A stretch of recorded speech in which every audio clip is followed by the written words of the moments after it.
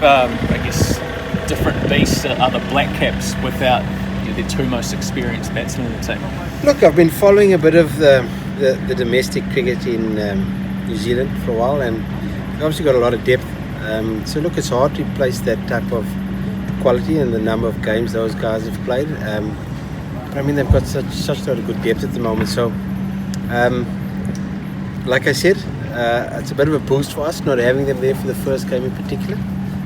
But we know that whenever the new players coming into sides, that those players are always keen to make a play and try and establish themselves. So those players will be highly motivated to do well. Do players like that, especially for younger bowlers and etc., do they have a bit of an intimidation factor?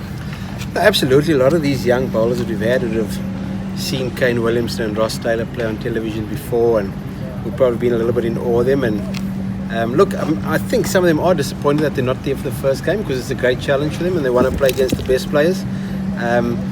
But some of them are still cutting their teeth and trying to find their way, so maybe not a bad thing that they missed the first game. It's been different preparations for you. What is the extra time allowed? I mean, have you enjoyed the 3 weeks of being able to get used to New Zealand conditions? No, it's been brilliant. I suppose what lockdown and quarantine does give you, that it allows you a bit more time to prepare when you do get out of it.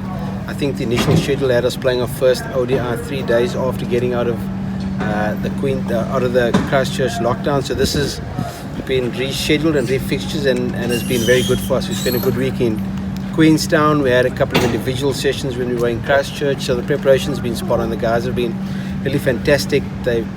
Lockdown was tough, the quarantine was tough, but no complaints, no moaning from any of them. They just got about it, and I'm really proud of the way the guys have gone about their work these last 3 weeks. How do you go about changing the record of having never beaten the Black Caps in New Zealand? Is it something you guys talk about? It's a great opportunity. It's not something we've spoken about. I mean, it's my first tour to New Zealand with Bangladesh, and I mean, I've been here previously with South Africa, and I know it's a tough place to tour, but it's a great opportunity for some of these younger players. There's a World Cup 3 years away, and New Zealand are one of the top sides in the world, and if we want to be serious contenders for an event like that in India, we've got to put in big performances in series like this. So it's a great opportunity. We see it as an opportunity for us to do something special that no Bangladeshi side has done before.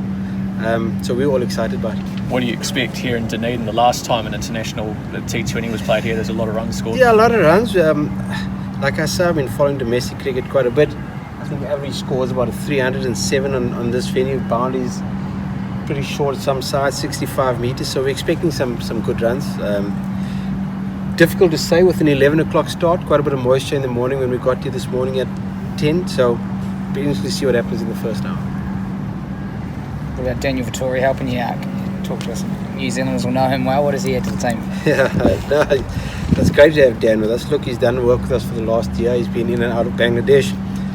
We haven't seen him for a while because of COVID, but great to have his knowledge and experience here, not just on the venues, but some of the players that he's played with.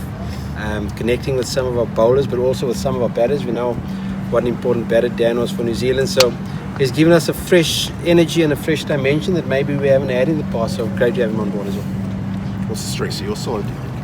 The strengths of our side, I think the 50 over format is probably our strongest format at the moment. If you look at the team's performance in the World Cup, the aggregate and if you look at the averages of players, we've got some good numbers in one-day cricket, so I think this is our strongest format.